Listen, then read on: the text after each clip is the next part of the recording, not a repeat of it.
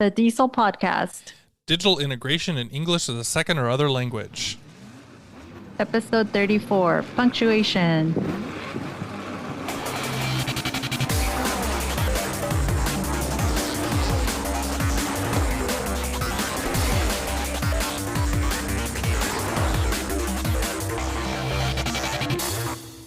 Welcome to DIESOL. This is episode 34. We are your hosts. I am Brent Warner. And I'm Ixchell Reyes. Hey, Brent. Hey, how are you? How's it going? Good. Pretty good. February. It is. It's February. It's going to be another short February. I hope you're ready for it. Everything going okay? What are you up to? Yeah, everything's going okay. I'm not, I know TESOL's coming up soon. Are you going? TESOL's coming up soon? my head is in so many places. I have no idea. No, I'm not going. Yeah, I'm not going this time either. Yeah. But are you doing anything with Q? I know Q is also coming up. Yeah. So we just had the Orange County Q Tech Fest, which was great. That just wrapped up, and then I've got local TESOL things going on. We've got a presentation going on there. I'm just a volunteer for that. I'm not doing any presentations, so that's kind of nice. And then I'm a featured presenter for Q for the big Q conference, which is kind of cool. That's exciting. So yeah, that's coming up, but that's in March. That's still a little ways away. I got some time to plan for that. Yeah. All right. So, Ixchell, we got a few things. This might be a little shorter episode. We are, shorter month, maybe a shorter episode. That's okay. But we're going to talk a little bit about punctuation. So let's, I was trying to think of like a joke to talk about punctuation, but I'm just going to corny joke. No, it was going to be like it, but it has to be, Punctuation. it's like a visible, it's like I have to move my finger or something to punctuate something, but anyways, let's move over to the topic. All right. Punctuation. So here's the thing. So Ixchell, we're trying to go back for this episode. We wanted to go back to the classic format, do a little bit of research, find out some about the topic, and then offer some ideas. I did some research, it's been a pretty busy few weeks for the beginning of the semester, but I was trying to find resources like professional articles on punctuation. They're pretty few and far between. People don't talk a lot about punctuation, and I'm sure there's going to be a listener out there who's going to find something and go, why don't you know about this classic study? But I really couldn't find very much. I don't know. Do you have any classic resources on punctuation? I do not. And I wonder if maybe I don't feel super excited when we talk about research on punctuation. So I wonder if it's because maybe that's embedded into classic research on punctuation. Like writing research instead.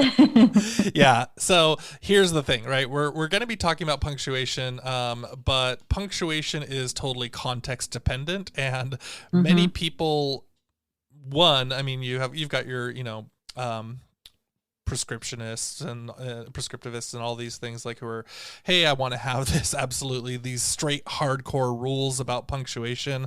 I am not that type of person. I see different uses in punctuation. Being online, of course, like we see all sorts of crazy uses of punctuation that's like way outside of the standard rules. I try to toe the line with my students about like, hey, we need to have proper punctuation to help us understand, but there is a lot of wiggle room inside of using it too. So I want to talk to my students more about the grammar and the use of language and how the sentences are being put together, and then how the punctuation affects that more than just like, okay, here is the full list of all of the punctuation marks. By the way, Ixchell, yep. How many punctuation marks are there in English grammar? Hey, this sounds like something that you would ask me. And no peeking. I see your hand moving. Hold on, you're googling. No googling around. I'm going to guess about 20. 20. Name them all. period, question mark, comma, semicolon, colon, quotation marks, parentheses, bracket, Uh-huh. hyphen, Good. I think you're at 8 or 9 right now. ellipsis. I did say period. You did. I did say comma. Apostrophe. Yep. How many is that? I think you've got about 10. I'm halfway. 11. According to what I According guessed. to your guess. Okay, I'm just gonna, because our listeners are on the edge of their seat. The real answer is 14. Okay. Yeah, and what was I missing? You didn't read them in order of the order that I have them in, so I was trying to mentally go through the list. I'll just read them off for you though. Period, question mark, exclamation mark, comma, semicolon, colon, dash. And the dash is kind of suspicious because there's also like the M dash, and the N dash is like hidden inside of there. But there's this resource just calls it dash, hyphen, parentheses, brackets, braces, apostrophe, braces. quotation mark, and ellipses. That's your 14. So, normally I would not ever present that as a list to my students, but it's kind of cool to look at it and go, oh, yeah, here is the full list. Here's the things that we see in there. And you might have a little bit of, like I said, with things like the dash and the M dash and the N dash, you might have a different, count on that a little bit, but I think that's pretty fair. So you could kind of work through different parts of these things. But I want to talk a little bit about myths around punctuation. And I think a lot of teachers, not necessarily that they buy into these myths, but they do perpetuate them. So, what are some of the myths or some of the things that you have taught your students, or that maybe you've heard people say to students, or maybe even more likely you've heard your students bring back to you and say, oh, this is the rule I know? Yes, that's a good point to cover, because I've had students who will tell me after a semicolon you capitalize something because it's like a period. And to deprogram the students from thinking from not sticking to whatever rule they thought they learned overseas or with another instructor is really hard, because then they think that you don't know the rule. And again, we're talking about punctuation depending on context, right? So, and oftentimes students may not even know how to use the semicolon. I've also seen it where, nobody uses the Oxford comma anymore. Really? And so it's like, yep, I've heard that too from my students. I thought the Oxford comma made a strong comeback. I thought it was like there's no more argument there, but okay. I think that's just going to be a forever thing, because I still have colleagues who are not fans of the Oxford comma. What? I mean, how do they justify, the sentences that clearly need an Oxford comma? I have not had that conversation yet. Okay. But that's something that my students repeatedly bring to me, and they'll even bring me examples, and then I'll have to go through the whole explanation of, hey, it depends on what, we'll think about it this way, and then showing them examples, as you said, where if you were talking about a legal case, that comma, that Oxford comma could cost somebody money, time in jail. And so those are the times when we have to reflect on what the purpose of that punctuation is. Right. Yeah. What about you? So there's a couple of them. Also, semicolon is the nasty little goblin of punctuation there, I guess. But one of the ones that students get taught, I think by maybe overseas, or maybe I don't know where they're coming up with this, but if you're not sure if you should use a colon or a period, just use a semicolon. It's like, wait, what? But then you get like those essays that have like semicolons everywhere, right? Because the students have never learned when to use a period properly. I mean, it's very often students who are guilty of like crazy run-on sentences, so they try and kind of parse it apart with or the opposite. yeah. And so you'll see some things like that, and it's like, well, where did you learn this? And they're like, oh, well, because if you're not sure. And so it's like, I am very amused by the idea of like not being sure, and so just like it's like playing darts blindfolded. You're like, maybe this will work, and I'm just Semicolon. Semicolon, yes, semicolon, zap, zap. Right? I'm gonna make a Chrome plugin that just throws semicolons into a Google. Oh my gosh. Okay. So that's one, and then another one is putting a comma where you breathe, right? Which I haven't heard that one. It's well-meaning advice, and there's certain parts of it, but like the question is, where do you breathe? How long do you breathe? Yeah. How long is a breath? if you're coming from a language that doesn't pause in after a verb or after, I don't know, whatever grammar structure, how would you know where to put that right punctuation or where to breathe? It is a nice, I talk about that idea a little bit with my students when we're talking about run-ons, because I'll try to like exacerbate a whole sentence and just be like, first I went to the beach and then I saw a dog and the dog was really cute. And so I tried to pet the dog, but the dog ran away. Sure. And then I'm like, right. And I'm like, well, there's no letting up of the idea. Right. And so, yes, there needs to be punctuation to separate these ideas inside of there. And that kind of helps them see a little bit, but that doesn't actually help them know where to put periods and where to separate with commas and things like that. And then the second thing is, like, if I run a marathon and start talking to you, then I'm going to have punctuation in every other word inside of there. So it's kind of a silly thing, but there are a few. Yeah, I like to talk to the students about, and we'll get into the ideas on activities in the second part, but I like to talk to the students about the idea of context dependent punctuation, right?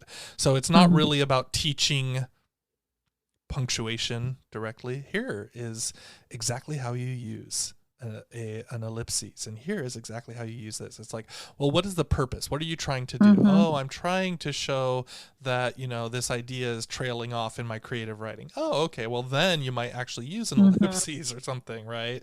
And this is how you do it. Or also really good when students bring it to me, although I'll say that students tend to bring them in kind of context independent too, right? They'll show you like 2 words and then a punctuation mark, and they're like, why is there a bracket here? You're like, well, hold on, I need a lot bigger sentence or even the full paragraph to understand that.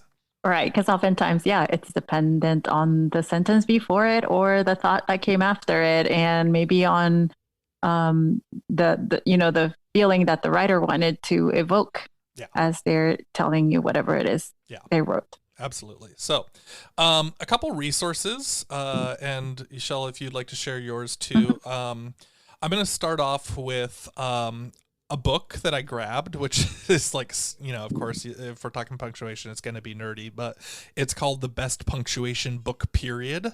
And it's just kind of cool. It does. So if your student is a straight up grammar nerd student, or if you're a grammar nerd, or, which listening to the show, it's pretty likely,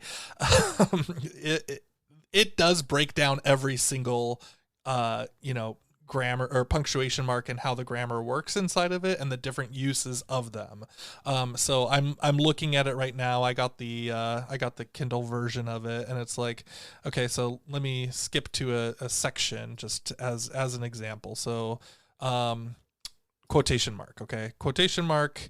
It's got quotation marks to indicate direct quotation or dialogue, quotation marks to indicate unusual or ironic meaning, quotation marks for words discussed as words, right? So the example there is the word, quote, hip is becoming less common, right? And so anyways, it really does do, it's kind of what the students ask for, is like, just give me a full list of everything that happens. Like, well, this book might be a good example, and they're kind of fun. It's written lightly, but it's pretty thorough. So that's one pretty good resource.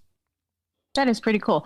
And I'm hoping that you've heard of the book called Eats, Shoots, and Leaves. Yeah. Classic. So it's a classic for those people who are into punctuation and grammar, really, because it also shows you in a kind of a what? It's pretty dry. It's a comic. Dry and sardonic, like that British. Yes, like sarcastic. approach to punctuation, but again, it shows you what a misplaced comma might do for a sentence, and so that's kind of a classic. I think a lot of my colleagues, we either had to read it, or it was assigned to us, or we just picked it up because it was an interesting book. Yeah, I remember when that first came out, and I think, well, my memory of this is old, but it was at the time when like just buying a book was not something I could easily afford to do.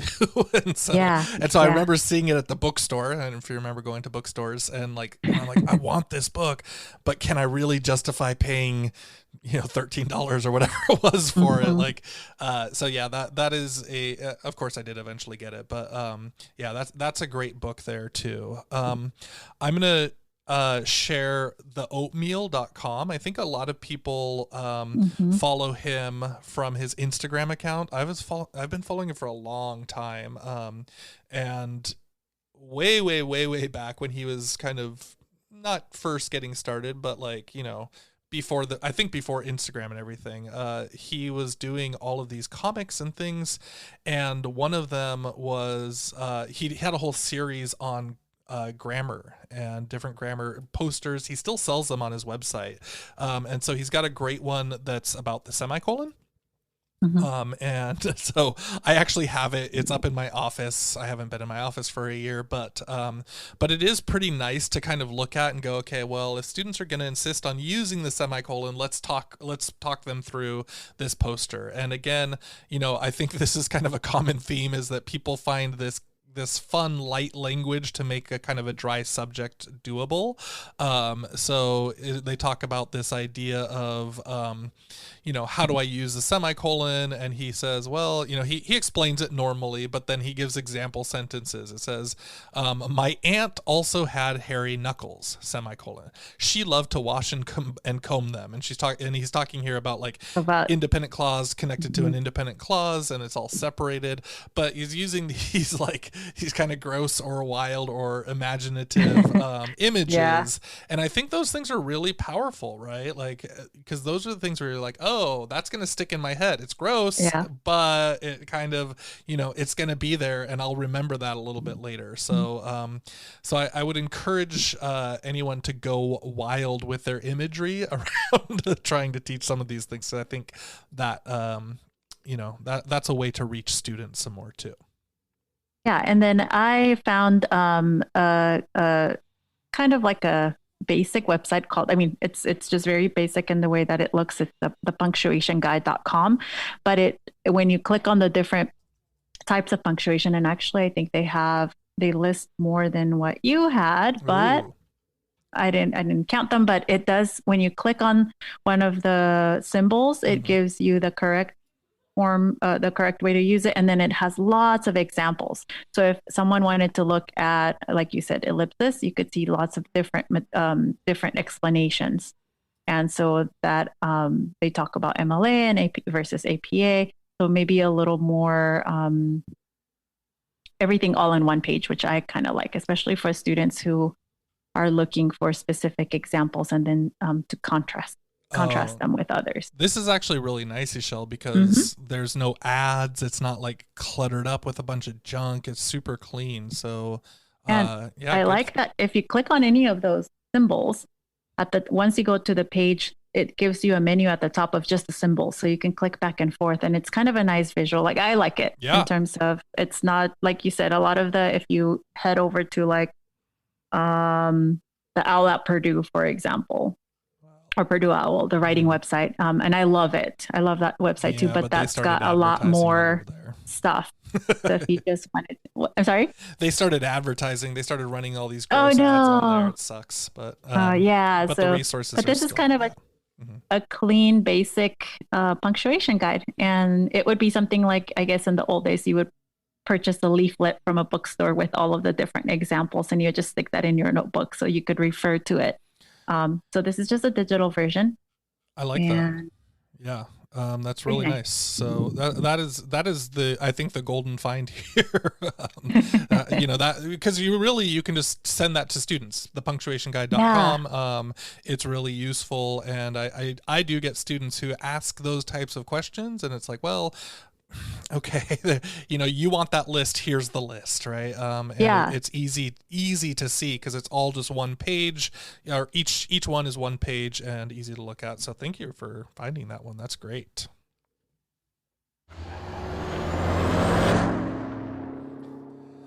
All right. We don't have any reviews right now, which, we're still looking for that first 2021 review, get us across the line here. But a couple ways to support the show. Number one, Ixchell, as we said, reviews are great. They really do help us out. We love reviews. Sometimes we get ideas for our episode content from reviews. So if you're looking for a specific topic, drop us a review. We love reading them. We love hearing back from the audience, and we love coming up with new ideas based on what the audience would like to hear. Yeah. And then the other thing is we're still playing with the Patreon thing. We got a couple people who are supporting us, so thank you so much. And we're trying to figure out the continual ways that we can offer some benefits of that. So we did our first kind of deep dive into Edtech, and that was fun. It was just cool to just sit down and just go, hey, we're going to spend an hour and we're just going to see what this tech is like and see what we can do and what ideas. We don't really give ourselves enough time to do that like that. So I actually had a good time doing that, Ixchell. And again, you don't set aside time to explore, and I think then we can save you some time. If you want to check something out, you'll know whether it was a win or a doozy. Yeah, and we're calling it what would we call it? Like the qualifiers. Oh, the qualifiers. Yeah, the qualifiers. Yes. So going with the DIESOL theme, qualifiers. See if it's good enough to actually use in the classroom. And so the first one we did play with, and don't tell. Oh yeah, sorry, that's a secret. Only for the Patreon supporters.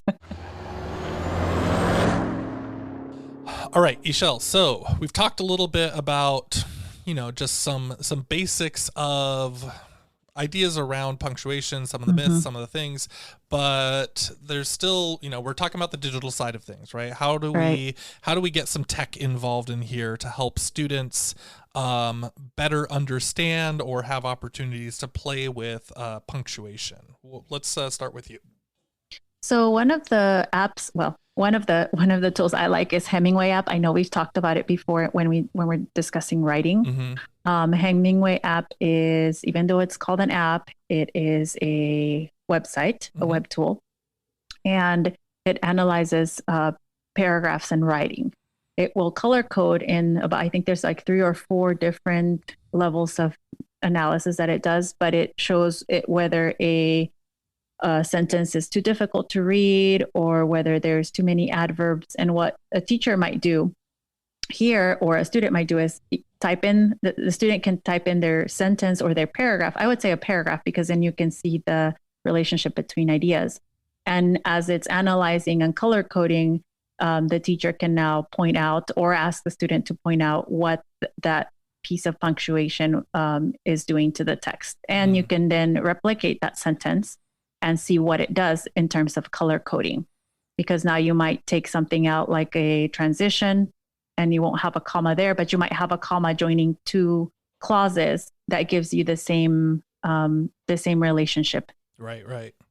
Yeah, that's super smart. I like that because it highlights it and brings it up right away as they're typing, right? So they can start seeing, oh, okay, this is what's going on. So that makes a lot of sense. I like that idea, and it's still writing based. It's focused on the writing, but then you can analyze individual points right there. Right, and I would say that also this is it's nice to have because it's very simple. And I know that a lot of our students are going to go on to writing courses where they're going to be using something like a Turnitin editor. There's a lot of editors out there, but those are so complex and there's so many items that pop up once it starts analyzing grammar. So Hemingway app is a nice one to sort of start getting them used to seeing how text analyzers work so that they're not overwhelmed. Nice. So one that I was thinking about is exploring through memes, right? So I think we all see these pretty regularly on Twitter, Instagram, whatever, Facebook, like, you know, these grammar and punctuation memes that can help students understand, like, hey, this is what's going on. I think the classic example is, you know, the difference between let's eat grandma versus let's eat grandma, right? So like calling out, hey grandma, let's eat, versus we're going to eat our grandmother for dinner. And there's a lot of different memes, and I think a lot of, you know, all of our listeners see these things, and it's just a matter of kind of collecting them and saving them. You can do all sorts of fun things with these memes, but I think one of the great ones is you can just have it as a warm-up activity. So right now you could just pop it in on a share screen on Zoom or whatever it is that you're using, and then you could have students try to share what the joke is, right? And there's a couple other parts inside of here. So are they understanding the joke? One, and they can kind of share that with each other. They can talk it through, or they can type it in the chat. But then they can also a little bit understand some, you know, English language humor, and that's a cultural part where they really understand, because they're like, I don't understand jokes, right? Jokes are so hard, humor is so hard for me. And then if they start to break that apart with some simpler language and a little bit of punctuation inside of there, it doesn't really feel like they're doing punctuation activities. It just feels like they're talking about how a joke works a little bit, and whether they can understand that or not, and whether or not it's funny to them too. Right. So lots and lots of these. Yeah. So I also wanted to suggest Jamboard. I know Jamboard is one of our go-tos for a lot of things, but so you're talking about explaining perhaps why a comma is necessary. And one thing that I used to do in the face-to-face classroom is the teaching hyphens, when you should hyphenate a word, especially when you're talking about descriptive nouns. For example, a red pencil case versus a red hyphen pencil case. What's the difference between the two? And you'll get a student who knows it, who's learned it before, and they'll be able to explain. But it would be really great because there will be students who don't understand. But now if you've got Jamboard, you can have the students select pictures and then explain the difference between the two. So that gives you a nice visual, plus you're collecting something that you can show other students. I love that. Yeah. Because they only can because the visual is so important. Or I think there's you could use headlines and have the students find funny headlines or vague headlines. For example, man eating tiger versus man hyphen eating tiger. Right. And that, you know, gives the students a chance to explain, and then others to come up with different examples. And they don't have to draw anything. They could just simply go on the internet and find something, or they could draw something. Right. Yeah. So, that's great. I love that too, because with the visual add-on there, that makes them think about it and separate the two ideas inside of their mind. Awesome. So my next one, we talked about it quite a bit, and we even have a blog post on it, the emoji power paragraph. Yes, I love this. I was, you know, it's like, you just can't go wrong with emoji power paragraph. But the great thing, like, you could just apply, or, you know, assign a punctuation mark inside of the emoji power paragraph, right? So you can say, hey, all right, we learned how to do, so we just did the Jamboard, we learned the difference of the hyphens. Now here are the 3 or 5 emoji. And I want you to use a hyphen while you're, you know, linking these ideas together. That's it, right? So all you're doing is just throwing in one extra little challenge, one punctuation challenge. A twist. Yeah, it's just you're leveling up. Level up. We're dropping nitro in there, right? Yeah. So all you're gonna do is just add a tiny part to it. Especially if the students are already used to the emoji power paragraph, then you say, hey, I want you to show me that you understand this punctuation, the one that we already talked about, add it in, make it work, and then they can just go wild with that, and their creativity is the limit. Another really kind of a basic tool, but I just think that all teachers should have access to this one and at least play around with it, is Cami annotations.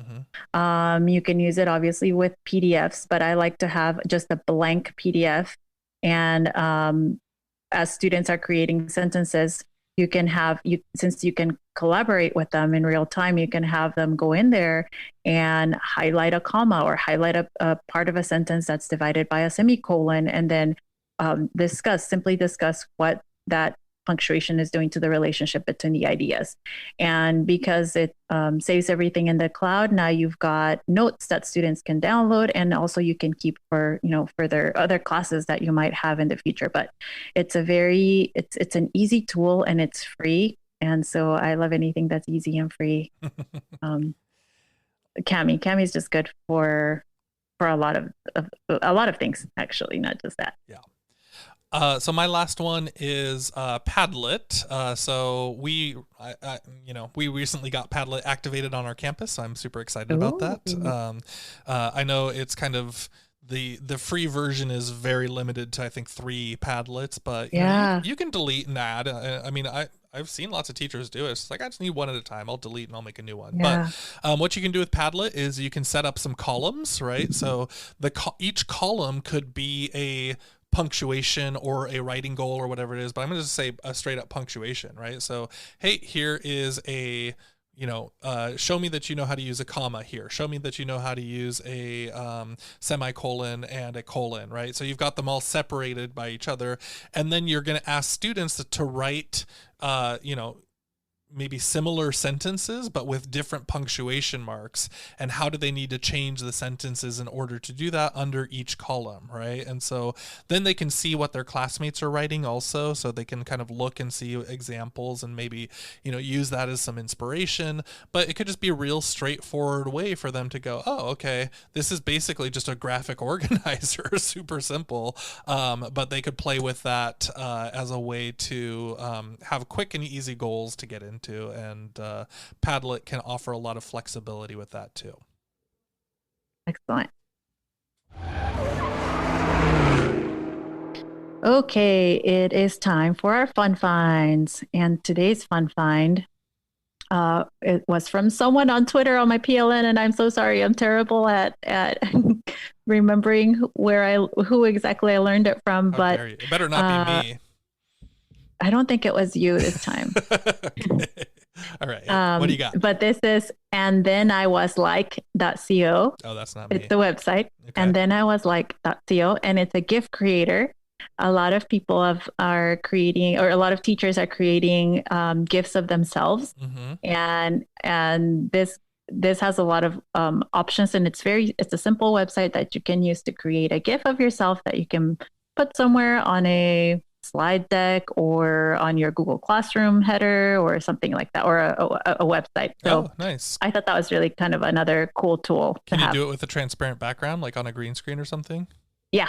Oh, nice. So you can do that. You can remove the background and you can add text, and it's pretty cool. I'm going to make some podcast dancing gifs. Yeah, that'll be great. All right. So mine is, I never thought I'd say this, but over the winter break, I really came to love Santa's butt. I found some true pleasure, some true joy.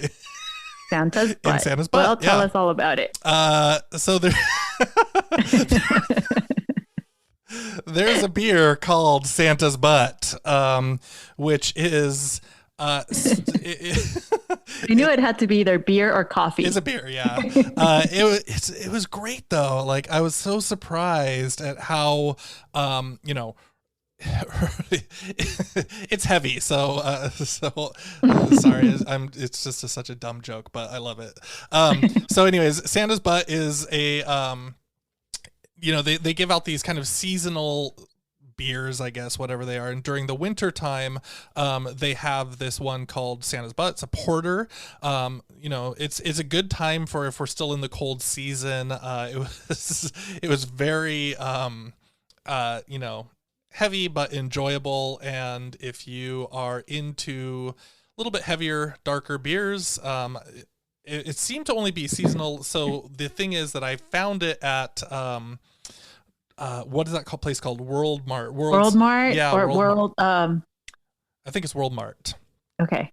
How about Cost Plus? Yeah, same type of place, right? Maybe they would have it there too. But basically, what happened is I went in there with my wife during Christmas season, and I got one. It was pretty expensive. It was like $6 or $7. I'm like, okay, well, I enjoyed it, but whatever. And then we went by recently, and she's like, well, they might still have some, and it's after Christmas, so let's go take a look. And they were $1.50 each. And so I'm like, nobody else wanted to buy Santa's butt. Nobody wanted Santa's butt. Poor neglected Santa's butt. So, anyways, it's February. It's the season of love, and I recommend going and finding old unloved Santa's butt.